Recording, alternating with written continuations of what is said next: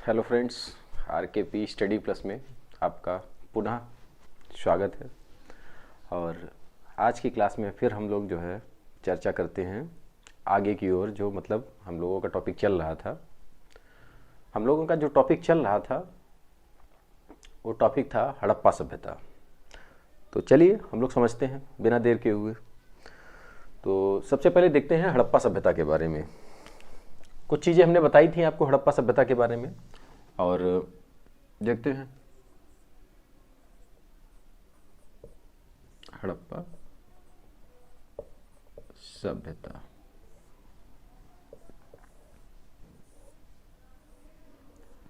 इसमें हमने आपको आई थिंक 2 नगर बता दिए थे। एक तो हमने बताया था आपको हड़प्पा, और दूसरा बताया था मोहन जोदड़ो। तो ये 2 नगर आपके बताए थे। अब इसमें एक बार फिर से हम बता दे रहे हैं कि हड़प्पा सिंधु सभ्यता, ये इसको क्या कहा जाता है वैसे? सिंधु सभ्यता, सिंधु सभ्यता, इंडस वैली सिविलाइजेशन सभ्यता, ठीक है। तो सिंधु सभ्यता कहा जाता है। दूसरा नाम इसका हड़प्पा सभ्यता क्यों कहा जाता है, इस पर चर्चा हम लोग कर चुके हैं, ठीक है। बताया था हमने कि सबसे बड़ा नगर जो है, सबसे बड़ा नगर नहीं कहेंगे, सबसे पहला स्थल, हालांकि दूसरा सबसे बड़ा नगर है ये। तो सबसे बड़ा स्थल जो है आपका, सॉरी सबसे बड़ा स्थल नहीं, सबसे बड़ा मतलब सबसे पहले खोजा गया था, ये बात को समझिएगा। सबसे पहले जो खोजा गया था वो हड़प्पा स्थल खोजा गया था, तो इसीलिए इसको हड़प्पा सभ्यता के नाम से जाना जाता है। तो चलिए ये तो बात हो गई थी। फिर उसके बाद एक चीज़, इसमें कुछ चीज़ें होती हैं इसमें जो महत्वपूर्ण है। जैसे जो हड़प्पा सभ्यता में जो जैसे ऊंची, एक तो पहली बात तो कब्रिस्तान मिला, यहाँ से है कब्रिस्तान मिला है, जो वो कहाँ मिला है?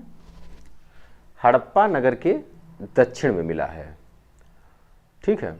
और इसी में एक समाधि है, उसको R37 नाम दिया गया है। R37 नाम की एक समाधि है, टीला है, ठीक है।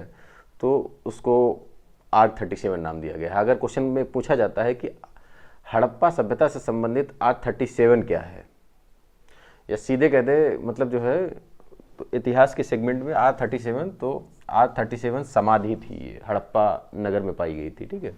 तो इस तरीके से याद रखेंगे।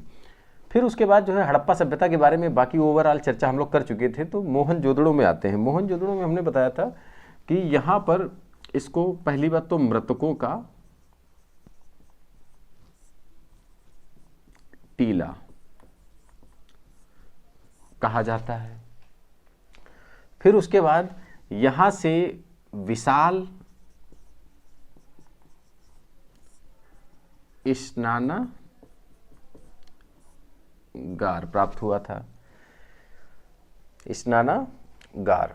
फिर उसके बाद जो है, अच्छा एक चीज़ और है इसमें, हमने जो बताया था वो तो हम पहले ही लेक्चर में बता चुके थे, रिपीटिशन भले कर दें, कि जैसे हड़प्पा सभ्यता दयाराम साहनी के द्वारा 1921 में खोजी गई थी, और हड़प्पा नगर मतलब, और उसके बाद जो है आपका 1922 में राखाल दास बनर्जी के द्वारा मोहनजोदड़ो नगर की खोज की गई थी। तो इस तरीके से आपको ध्यान रखना है। और इस नगर की जो खोज हुई थी वो जॉन मार्शल के निर्देश पर किया गया था। तो ये ध्यान रखना है, ये बेसिक चीज़ें हैं। और उसके बाद देखते हैं, तो इसको मृतकों का टीला कहा गया, विशाल स्नानागार पाया गया। फिर उसके बाद अन्न कोठार भी पाए गए, यानी अन्नागार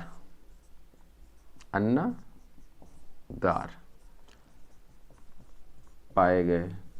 अच्छा, अन्नागार की बात करें तो यहाँ पर भी अन्नागार पाए गए हैं, लेकिन यहाँ पर क्या किया गया, 6-6 की पंक्ति में, मतलब जैसे टोटल 12 कमरे हैं अन्न के लिए, जिसमें 6 की पंक्ति ये है और 6 की पंक्ति में ये कमरे जैसे ऐसे बने हैं, 1 2 3 4 5 6 ऐसे ही कमरे इधर बने हुए। तो इस तरीके से मतलब 6-6 की पंक्ति में कुल 12 रूम मतलब बने मिले हैं। तो इस तरीके से आप याद रखेंगे इसमें जो है, ठीक है। और उसके बाद इसी में जैसे हड़प्पा नगर में अनाज कूटने वगैरह का जो है, जो जैसे बर्तन होता था या अपना जो है जो भी होता था, वो सब जो है प्राप्त हुआ है। तो ये सब चीज़ें याद रखना है। और उसके बाद जो है, फिर उसके बाद मोहनजोदड़ो में अगर बात करें तो अन्नागार पाया गया, विशाल स्नानागार पाया गया। विशाल जो स्नानागार पाया गया है, ऐसा माना जाता है, देखिए यह वास्तव में देखा जाए तो एक आश्चर्य है, ठीक है।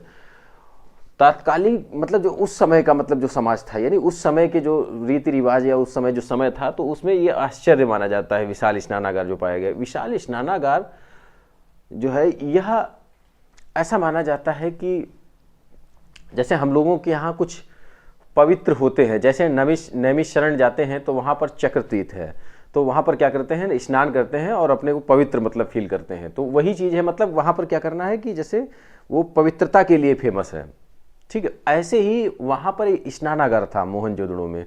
तो मोहनजोदड़ो में जो स्नानागार था, तो यह भी ऐसा माना जाता है कि आम जनता के लिए भी था, और उसमें जो है धार्मिक अनुष्ठान यानी धार्मिक कार्यों के लिए प्रयोग किया जाता था। तो ये सब चीज़ें इसमें जो है इससे पता चलता है। फिर उसके बाद इसमें एक तो हमने आपको बता दिया, हाँ, मृतकों का टीला हो गया, विशाल स्नानागार हो गया, अन्नागार पाया गया, और उसके बाद जो है इसमें समाधियाँ वगैरह पाई गई। तो उनको हम लोग क्या करेंगे, सामाजिक जीवन और राजनीतिक जीवन, आर्थिक जीवन पढ़ेंगे, तो उसमें हम लोग आगे चर्चा करेंगे। हम लोग बेसिक चीज़ें अभी यहाँ पर ऐसे ही बता दे रहे हैं। तो ये चीज़ें हो गई, ये 2 स्थल हो गए। आपको नोट करना हो तो आप जल्दी से नोट कर लीजिए इसको।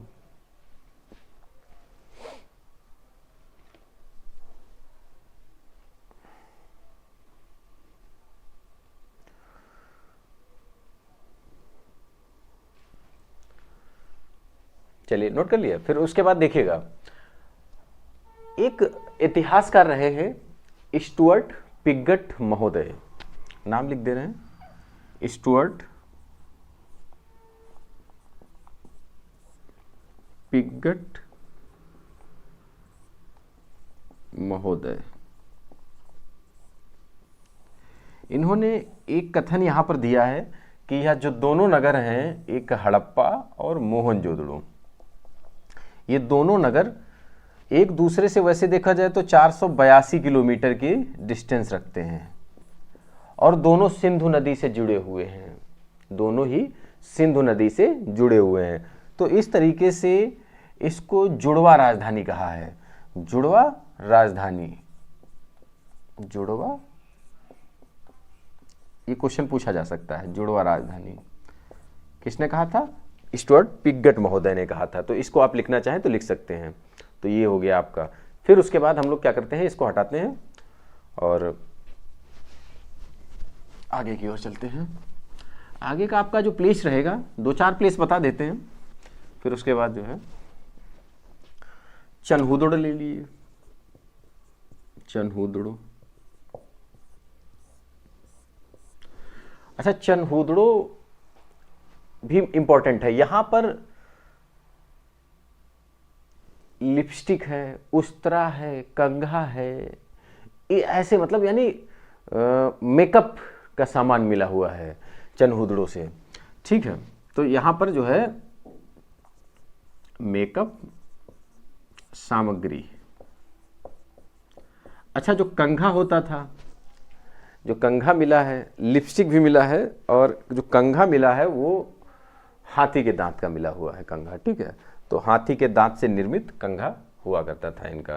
तो इस तरीके से मतलब जो है इसमें चीजें पाई गई हैं। अच्छा, अब और इसके खोजकर्ता कौन है, खोजकर्ता भी आप ध्यान रखिएगा, इसके खोजकर्ता जरूर आए, एनजी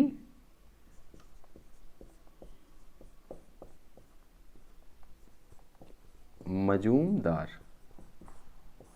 खोज करता है।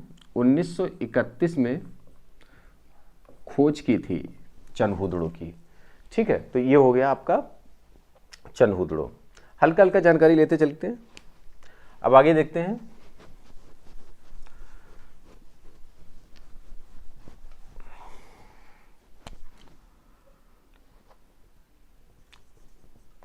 कालीबंगा, कालीबंगा से जुते हुए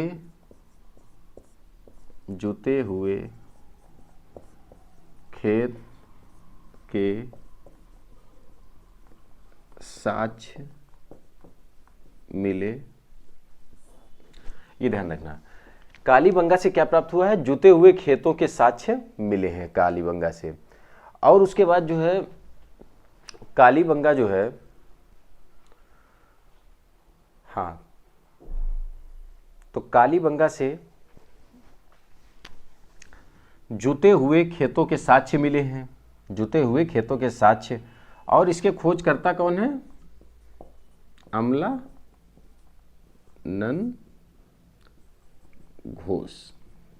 अमलानंद घोष हैं इसके खोजकर्ता। फिर उसके बाद अमलानंद घोष हो गए। और उसके बाद जो है यहाँ से खेती के जो प्रमाण मिले हैं तो वो सरसों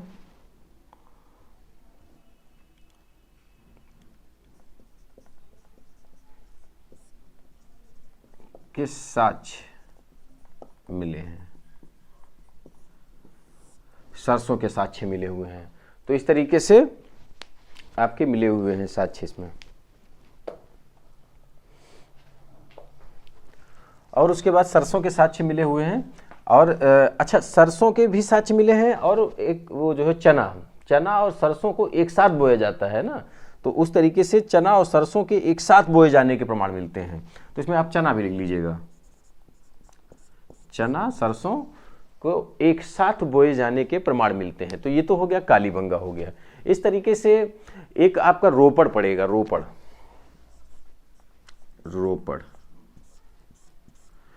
तो यह स्थल जो है बहुत इंपॉर्टेंट है। रोपड़ जैसे एक बुरजाहोम था,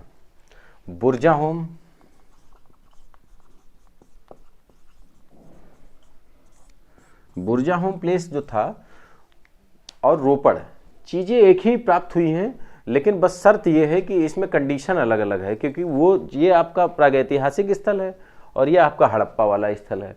तो इस तरीके से याद रखेंगे। अब हड़प्पा कालीन जो स्थल रोपड़ है, यहाँ से मानव के साथ कुत्ते को दफनाए जाने के साक्ष्य मिलते हैं, मानव के साथ कुत्ते को दफनाए जाने के साक्ष्य। बुरजाहोम में भी मानव के साथ कुत्ते को दफनाए जाने के प्रमाण मिलते हैं। तो इस तरीके से रोपड़ आपको याद रखना है। रोपड़ का बस एक ही क्वेश्चन पूछा जाता है कि मानव के साथ कुत्ते को दफनाए जाने के जो प्रमाण मिले हैं। तो चलिए, ये तो हो गया हमारा जो है हड़प्पा सभ्यता के कुछ प्रमुख स्थल। और कुछ स्थलों को हम आपको जो है टेलीग्राम पर सेंड कर देंगे। जैसे कुछ जो मतलब हमने आपको प्रागैतिहासिक काल पढ़ाया था, तो जिसमें पूरा पाषाण काल, मध्य पाषाण काल और नवपाषाण काल, और हमने पढ़ा दिया था आपको ताम्र पाषाणिक संस्कृति। तो इन चारों के प्लेसेस आपके टेलीग्राम चैनल पर हम डाल चुके हैं। तो आप सभी लोग विजिट करिए और उस पर देखिए जाकर। और जो ना जुड़े हुए हों तो हम इस वाले वीडियो में भी जो डिस्क्रिप्शन बॉक्स रहेगा, तो उसमें जो है आप जब YouTube खोलेंगे तो उसमें डिस्क्रिप्शन दिया होगा, तो वहाँ पर आपको जो है टेलीग्राम का चैनल मिल जाएगा। उस पर क्लिक करेंगे तो डायरेक्ट आप वहाँ पर पहुँच जाइएगा और वहाँ पर ज्वाइन कर लीजिएगा जाकर। फिर उसके बाद जो है वहाँ पर क्या करना है, वहाँ पर आपका एक PDF मिलेगा। तो PDF में क्या होगा, वहाँ पर दिया हो गया ये सभी प्लेसेस दिए होंगे उसमें। उन प्लेसेस को, बहुत इंपॉर्टेंट प्लेसेस रहते हैं, तो उनको आप जो है पढ़िएगा। तो वो या आपने नोट डाउन कर लीजिएगा अपने नोट्स पर, जो नोट्स बना रहे हो आप, तो इस तरीके से आप बना सकते हैं। तो रोपड़ भी ऐसे ही, इसके भी हम प्लेसेस जो है कुछ तो करा दे रहे हैं, लेकिन बाकी सब हम क्या करेंगे, उसको टेलीग्राम पर डाल देंगे। ठीक है, मेन चीज हम आपको जो है एक रूपरेखा समझा रहे हैं, तो रूपरेखा को समझिए। चलिए,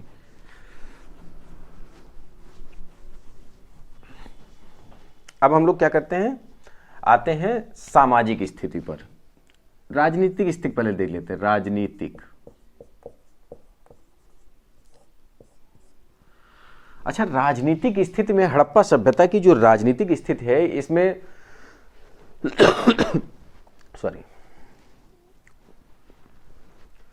जैसे जो A.L. बासम है, A.L. बासम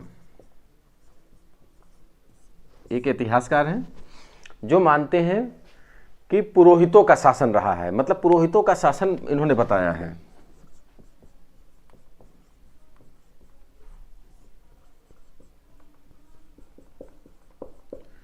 अच्छा, एक चीज और है, इससे पहले आप लोग ये जानिए कि वहां पर कोई ना कोई केंद्रीय शासन अवश्य रहा होगा, जिससे शासन पूरा प्रचलित होता था, मतलब जो है जैसे चलता था। जैसे यहाँ पर केंद्रीय शासन रहता है, ठीक है, तो जैसे हर जगह पर शासन का एक केंद्र बिंदु होता है। किसी भी देश में शासन संचालन का एक केंद्र बिंदु होता है, उसी के माध्यम से क्या होता है कि शासन पूरे देश में चलता है। वैसे ही हड़प्पा सभ्यता में भी एक केंद्रीय बिंदु रहा होगा, तो वह केंद्रीय बिंदु अलग अलग इतिहासकार अलग अलग तरीके से मानते हैं उसको। तो उसमें जैसे ए.एल. बासम मानते हैं कि यहाँ पर पुरोहितों का शासन रहा था। पुरोहित कहाँ थे? जैसे जो हमारा हड़प्पा सभ्यता थी या हड़प्पा सिंधु सभ्यता थी, तो यहाँ पर मनुष्य को 3 वर्गों में बांटा गया है। तो मनुष्य को 3 वर्ग में जो बांटा गया था, उसी आधार पर हम लोग समझेंगे 3 वर्ग में बांटा गया है। जैसे हम लोग क्या करते हैं, अभी तो हम लोगों का मनुष्य जो है 4 वर्गों में बटा हुआ है। जैसे जो वर्ण व्यवस्था है, वर्ण व्यवस्था 4 वर्गों में बटा हुआ है, क्षत्रिय, ब्राह्मण, क्षत्रिय, वैश्य, शूद्र, इस तरीके से। अब यहाँ पर भी जो है 3 वर्ग देखने को मिलते हैं। जैसे 3 वर्ग जो होगा वो कैसा होगा, एक तो पुरोहित वर्ग होगा या विशिष्ट वर्ग, विशिष्ट वर्ग एक होगा, इसमें पुरोहित वगैरह आ जाता है। दूसरा इसमें आएगा आपका सैनिक वर्ग, सैनिक वर्ग आ जाएगा, शिल्पी आ जाएगा, ठीक है, अधिकारी वर्ग आ जाएगा, इस तरीके से सब आ जाएगा इसमें जो है। फिर उसके बाद तीसरे जो है इसमें आएगा आपका व्यापारी, कृषक इत्यादि, ये सब इसमें आएंगे। तो इस तरीके से समाज 3 वर्ग में विभाजित। अब इस पूरे समाज को चलाने के लिए कोई ना कोई तो केंद्रीय शासन में रहा होगा, कोई ना कोई तो शासन को चला ही रहा होगा। तो इस तरीके से ए.एल. बासम क्या बताते हैं, पुरोहितों का शासन मानते हैं। इस तरीके से पुरोहितों का शासन माना जाता है। तो ये सब चीजें हैं कि यहाँ पर वास्तव में क्या मतलब जो है पुरोहितों का शासन था, या मतलब जो है विशिष्ट दुर्ग में जो कुछ व्यक्ति और भी रहते थे तो उस तरीके से शासन संचालित होता था। तो ये सब जो है चीज़ें डिबेट वाली चीज़ें हैं। चलिए ठीक है। और तो ये आपका राजनीतिक में जो है चीज़ें हैं, ठीक है।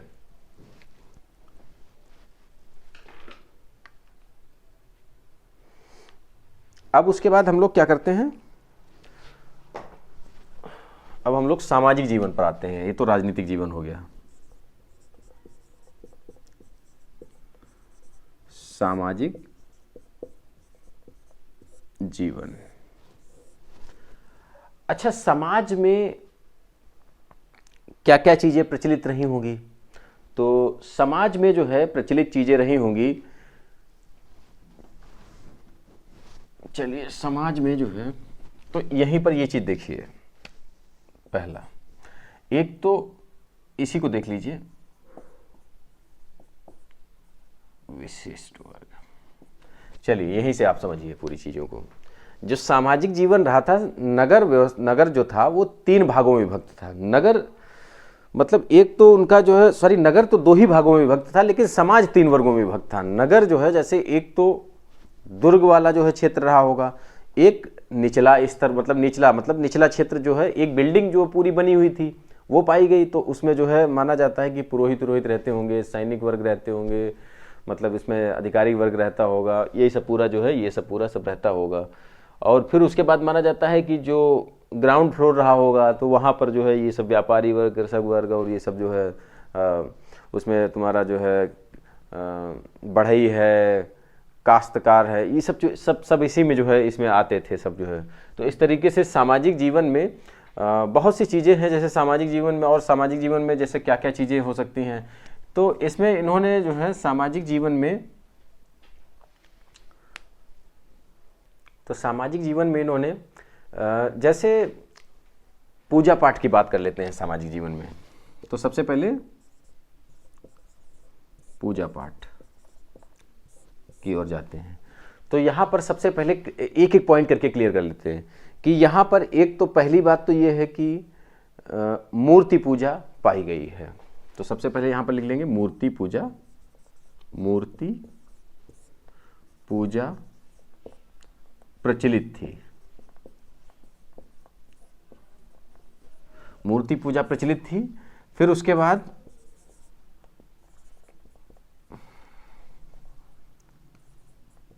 मंदिर के प्रमाण नहीं मिलते हैं।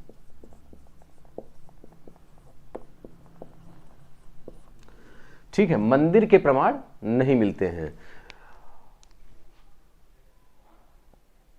लेकिन मूर्ति का मतलब ये है कि जैसे कुछ अग्नि वेदिकाएं मिली हैं, कुछ मोहरें मिली हैं जिस पर देवी देवताओं का अंकन है, जिसमें पशुपति की पूजा दिखाई गई है, तो ये सब चीज़ें पाई गई हैं। जैसे पशुपति की पूजा जो करते हुए दिखाया गया है, तो उसमें पशुपति जो है एक सिक्के पर, क्या एक मोहर है, सिक्का नहीं है, मोहर पर, क्योंकि सिक्के का तो प्रचलन ही नहीं था, तो मोहरें थी, मोहर जो है, और क्योंकि उनका जो है जो व्यापार था वो तो अभी वाणिज्य में बताएंगे आपको जो है, क्योंकि व्यापार जो था वो विनिमय पद्धति पर आधारित था, ठीक है, और बाकी मोहर वगैरह था, चलता था, तो वही सब चीज़ें थी।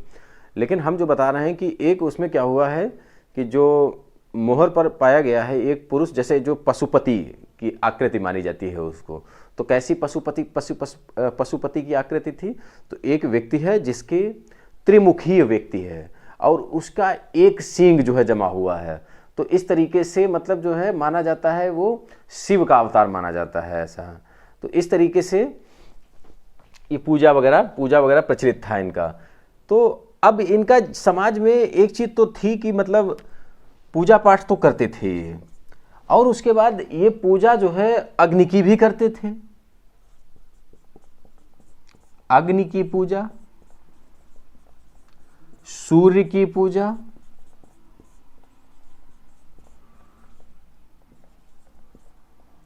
अग्नि की पूजा, सूर्य की पूजा, और स्वास्तिक, जो स्वास्तिक ऐसे बना होता है, ऐसे करके स्वास्तिक बना होता है, तो यह चिन्ह पाया गया वहां पर है, मतलब कुछ मोहरों में कुछ, तो ये सब पाया गया वहां पर चिन्ह है स्वास्तिक बना हुआ। तो इससे पता चलता है कि ये स्वास्तिक का भी वो उनका पवित्र रहा होगा, जो है जिस तरीके से हम लोगों में पवित्र रहता है स्वास्तिक है, तो इस तरीके से ये भी जो है। और फिर उसके बाद जो है जैसे इन्होंने सूर्य की पूजा की है, तो सूर्य की पूजा जो है बहुत महत्वपूर्ण मानी जाती है सूर्य की पूजा को। फिर उसके बाद इसमें जो है सबसे ज़्यादा जो पूजा या अग्नि वेदिकाएँ या उन पर जो है जो मूर्तियाँ मिली हैं, तो उनमें जो है सबसे ज़्यादा देवी की, मतलब मात्र देवी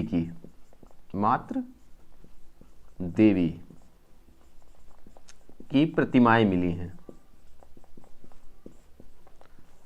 तो इस तरीके से पता चलता है कि मात्र सत्तात्मक समाज था, क्योंकि सबसे ज़्यादा मिली हैं। फिर उसके बाद हड़प्पा सभ्यता से एक और मतलब जो है वहाँ से प्राप्त हुआ है कि एक हड़प्पा नगर से ही, मतलब कि एक स्त्री है, उसके गर्भ से एक वृक्ष निकलता हुआ दिखाया गया है। तो इससे पता चलता है कि वो पृथ्वी माँ रही होंगी। तो मतलब जो है यानी समाज आप फाइनली कह सकते हैं कि मात्र सत्तात्मक था। पुरुष देवी देवताओं की पूजा, पुरुष मतलब जो भगवान होते थे उनकी पूजा मतलब होती थी, लेकिन उसको कम जो है उतना प्रचलित नहीं थे जितना मात्र जो है पूजा प्रचलित थी, यानी महिला पूजा। तो इस तरीके से जो है महिलाओं की स्थिति के बारे में भी आप जान सकते हैं उस कंडीशन में। तो अब मात्र देवी की जो प्रतिमाएं हैं वो सबसे ज़्यादा मिली हैं। फिर उसके बाद और क्या कह सकते हैं कि पूजा में जो है एक चीज़ और बहुत इंपॉर्टेंट है, जो चीज़ आप देख लीजिए, लिंग की पूजा करते थे लोग, लिंग और योनि, लिंग और योनि पूजा प्रचलित थी वो उस समय। तो आपको इससे पता चलता है कि उस समय एक तो प्रकृति की पूजा और लिंग और योनि की पूजा, तो ये सब चीज़ें ये पूजा प्रचलित थी। तो ये तो हो गया आपका जो है पूजा से रिलेटेड जो है पार्ट। फिर उसके बाद इन्होंने जो है जैसे जो फसलें वगैरह उगाई, तो उसमें आप फसलों में भी थोड़ा देख लीजिए, आप जो है फसलों के बारे में भी चर्चा कर लेते हैं। तो चलिए फसल देखते हैं। अच्छा, फसल में इन्हें टोटल 9 फसलों का ज्ञान था। 9 फसलों में कुछ फसलें हैं जो आपको पता होना चाहिए। तो उसमें है जैसे जौ की खेती, गेहूं, जौ और गेहूं प्रमुख रूप से उपजाया जाता था, प्रमुख रूप से। फिर उसके बाद इसमें कपास भी होता था, तो ये ध्यान रखना, कपास भी होता था। कपास के साथ साथ फिर उसके बाद इसमें जो है खजूर, खजूर।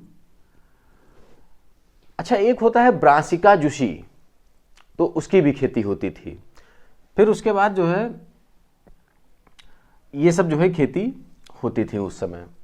और उसके बाद जो है जैसे एक और था खरबूजा था, खरबूजा, खरबूज या तरबूज,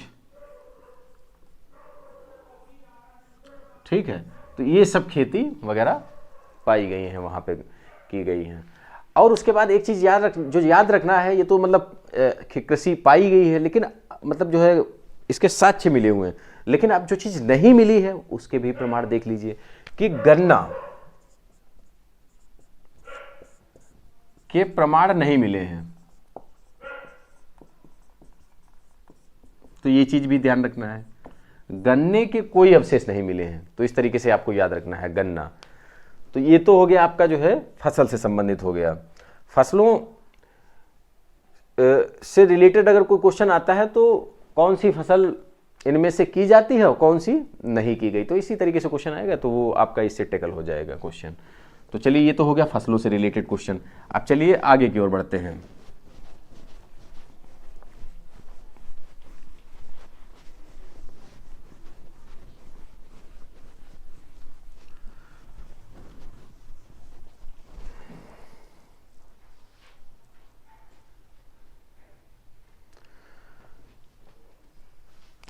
अब इनके आर्थिक जीवन पर आते हैं।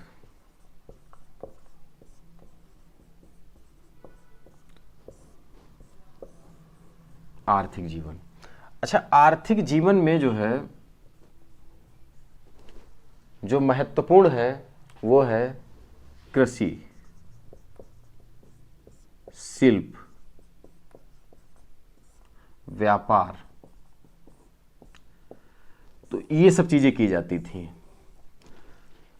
कृषि की जाती थी, व्यापार होता था और शिल्पी होते थे। तो इस तरीके से ये चीज़ें जो है यहाँ पर आर्थिक जीवन में मतलब ये बहुत महत्वपूर्ण है। अच्छा, व्यापार की बात करें तो इनका जो व्यापार होता था, तो ये क्वेश्चन पूछा जाता है कि हड़प्पा सभ्यता का जो व्यापार होता था वह कहाँ से होता था, तो वो मेसोपोटामिया से होता था। मेसोपोटामिया, यहाँ के हम कुछ प्लेसेस बता देते हैं, जो जैसे सुमेर, जो भी हाल ही में क्वेश्चन पूछा भी गया था, सुमेर, तो ये आपको याद रखना है। सुमेरिन, तो सुमेर जो है वही मेसोपोटामिया में ही प्लेस पड़ता है, तो वहीं पर जो है ये व्यापार। अच्छा, मुख्य व्यापार में जो है, जैसे जो शिल्प में जो था आपका सबसे प्रमुख उद्योग जो था, उनका प्रमुख उद्योग कपास की खेती था। पहली बात तो कपास की खेती करते थे।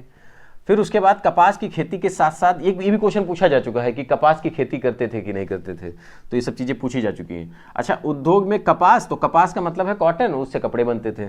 तो प्रमुख उद्योग इनका वस्त्र निर्माण। अच्छा, कुछ प्लेसेस से क्या प्राप्त हुआ है कि मजीठ के रंग का, मतलब जो है मजीठ मतलब जो कुछ लाल कलर का रंग होता है, तो उससे पाया गया है कि वो मतलब कलर किया गया है। कपड़ों पर कुछ कढ़ाई भी प्राप्त की गई है, कढ़ाई भी की गई है, तो इससे पता चलता है कि कपड़ों का निर्माण जो है वो प्रमुख रहा होगा। तो इस तरीके से वस्त्र निर्माण और वस्त्रों को बेचा जाता था मेसोपोटामिया की सभ्यता को। तो इस तरीके से अब उसके बाद आ जाते हैं, जैसे जो बेचा जाता था, तो फिर सीधी सी बात आ जाते हैं बंदरगाह नगरों पर। तो प्रमुख बंदरगाहों को समझिए, प्रमुख बंदरगाह। देखिए, बंदरगाह को 3 नामों से जाना जाता है, तो वो हम आपको बेसिक नाम बता देते हैं आपको। एक तो आपका बंदरगाह नाम से ही जाना जाता है, और दूसरा हो गया डकयार्ड, और तीसरा होगा गोदीवाड़ा। तो ये सब नाम एक ही है, तो इसमें कोई कंफ्यूजिंग वाली बात नहीं है, तो इसमें कंफ्यूज नहीं होना है। तो ये सब हो गए आपके तो बंदरगाह कौन कौन है? बंदरगाह प्लेसेस जैसे देखिए आपको, एक तो आपका हो गया लोथल। लोथल एक बंदरगाह नगर था। लोथल कहाँ पड़ता है? गुजरात में। तो इस तरीके से ये बंदरगाह नगर था। अल्लाहदीनो, अल्लाहदीनो बंदरगाह, तो एक ये हो गया अल्लाहदीनो बंदरगाह हो गया। फिर उसके बाद जो है आपके और भी बंदरगाह रहे हैं, तो जैसे सुरकोटदा हो गया,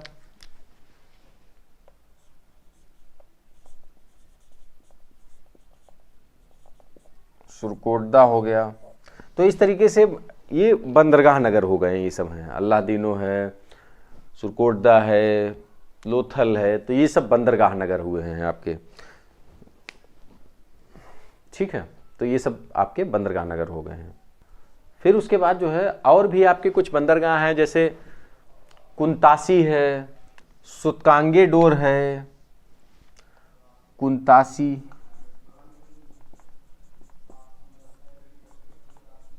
सुतकांगेडोर, इस तरीके से ये और जो है आपके बंदरगाह हुए आपके। तो ये सब आप याद रखना है कि प्रमुख आपका ये ज़्यादा पूछा जाता है, तो ये ज़्यादा याद रखना है, बाकी पूछे जा सकते हैं कोई भी। तो इस तरीके से ये तो हो गए बंदरगाह आपके। फिर उसके बाद इनके थोड़े जो है मतलब जीवन पर आते हैं, जीवन पद्धति पर आए, तो हम लोगों ने जीवन पद्धति में इनकी समझेंगे कि यह मृत्यु के बाद मतलब जो है दफनाने की जो प्रक्रियाएं थी वो 3 प्रकार की दफनाने की प्रक्रियाएं थी, यानी अंतिम संस्कार की विधियां, ये 3 प्रकार की थी, 3 विधियां थी। तो एक था पूर्ण समाधि, दूसरा आंशिक समाधि, तीसरा दाह संस्कार। तो इस तरीके से 3 प्रकार के समाधियां प्राप्त होती हैं। आप देखिए पूर्ण समाधि जो होती थी वो ये तो इससे पता चल रहा है पूरा अंदर दबाना, हल्का सा ऊपर छोड़ देना। फिर उसके बाद जो है दाह संस्कार, तो आपको पता ही है जो प्रचलित है दाह संस्कार, लेकिन उस समय सबसे ज्यादा जो प्रचलित था वो पूर्ण समाधि प्रचलित था। ये सबसे लोकप्रिय विधि थी, लोकप्रिय विधि, अंतिम संस्कार की सबसे लोकप्रिय उस समय विधि थी, या मतलब जो है लोगों के द्वारा सबसे ज्यादा विधि का प्रयोग जो किया जाता था पूर्ण समाधि, जो कि मोहनजोदड़ो। और उसके बाद जो है इसमें क्या होता था कि जो भी कपड़े लत्ते होते थे, मतलब जो भी कपड़े उपड़े हैं उनके, जो वो वस्तुएं अपने यूज़ कर रहे हैं, वो सभी वस्तुएं उनके साथ दफना दी जाती थी। तो इससे क्या पुष्टि होती है? इससे आपको पुष्टि होती है कि वो मतलब जो है परलोक में विश्वास करते थे। परलोक में मतलब जो है अब दोबारा जब मतलब जो है जन्म लेंगे या कुछ भी होगा तो वो अपना जो है इनकी वस्तुएं इनके साथ ही भेज दो, तो परलौकिक जो है दृष्टिकोण इनके अंदर विद्यमान था। तो इस तरीके से ये सब चीज़ें पता चलती हैं। तो ये तो हो गया अंतिम संस्कार की विधियां। फिर उसके बाद जो है अंतिम संस्कार की विधियां आपने देख ली। फिर उसके बाद जो है आपका, तो फिर जो है अब हम लोगों ने ये क्लियर कर लिया कि अंतिम संस्कार की विधियों को हम लोगों ने क्लियर कर लिया, यानी पूर्ण समाधि, आंशिक समाधि और दाह संस्कार, इस तरीके से पूरी चीज़ें क्लियर कर ली। अब उसके बाद जो है आगे की ओर चलते हैं। कुछ चीज़ें और बची हैं जिनको हम लोग क्लियर कर लेते हैं, जैसे हड़प्पा सभ्यता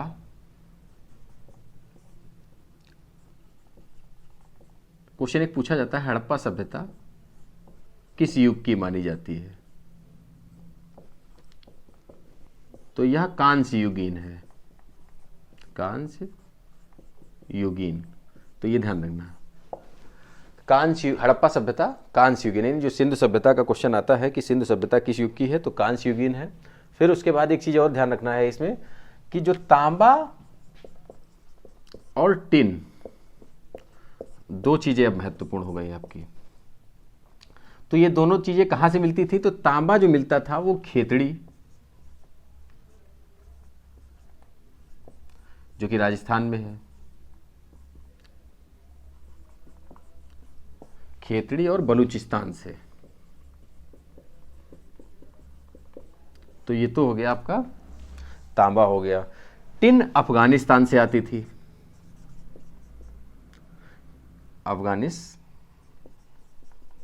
से। यहां से दो चीजें आती थी, एक लाजवर्द मणि आती थी,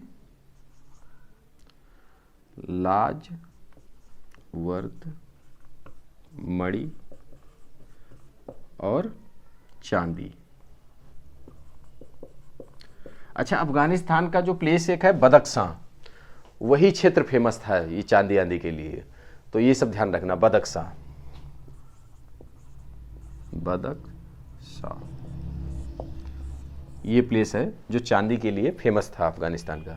तो ये सब चीज़ें कुछ बेसिक चीज़ें हो गई आपकी। और फिर उसके बाद एक चीज़ और, अगर आपसे पूछा जाए कि सिक्कों पर सबसे ज़्यादा जो है किस चीज़ का, एक तो अंग्रेजी अल्फ़ाबेट के किस अक्षर का सबसे ज़्यादा प्रयोग हुआ है? तो यू आकृति का हुआ है। तो ये आपको याद रखना है, यू आकृति का प्रयोग सबसे ज़्यादा। और जो इनकी लिपि है तो वो हम आपको बता दें कैसे लिखी जाती थी। तो लिखी जाती है पहले दाएं से बाएं की ओर और फिर बाएं से दाएं की ओर। मतलब हम लोग जो लिखते हैं वो ऐसे करके लिखते हैं और फिर उसके बाद ऐसे ही लिखते हैं, जबकि यहाँ पर लिखा तो ऐसे गया है लेकिन फिर उसके बाद वहीं से दोबारा स्टार्ट कर दिया गया है फिर इस तरीके से। तो ये आपको ध्यान रखना है। इनकी जो लिपि है उसका नाम रखा गया है बुस्टोफ्रिडन, जिसको कहा जाता है गौमूत्रिका पद्धति के नाम से जाना जाता है। तो ये हो गई आपकी इनकी लिपि हो गई। तो और उसके बाद जो है उनके जो वो क्या नाम, मोहरों पर जो है सबसे ज़्यादा जो अंकित मिला है तो वो मछली उछली के चिन्ह भी वगैरह भी मिले हैं, मछली। तो ये ध्यान रखना है, यू आकृति, मछली, ये सब पाए गए हैं। मतलब ये सब क्वेश्चन ऐसे कहीं से भी कुछ भी क्वेश्चन पूछा जा सकता है। तो ये सब चीज़ें हो गई। तो ये इस तरीके से आपका आज पूरा जो है एक ब्लूप्रिंट तैयार कर दिया है हड़प्पा सभ्यता का, यानी सिंधु घाटी सभ्यता का। तो अब जो नेक्स्ट लेक्चर हमारी होगी वो होगी वैदिक सभ्यता पर लेक्चर होगी, ठीक है। तो चलिए आज हम लोग क्या करते हैं कि इस लेक्चर को यहीं पर जो है रोकते हैं और फिर उसके बाद जो है अगले लेक्चर में जल्द ही मुलाकात होती है। बाय बाय दोस्तों।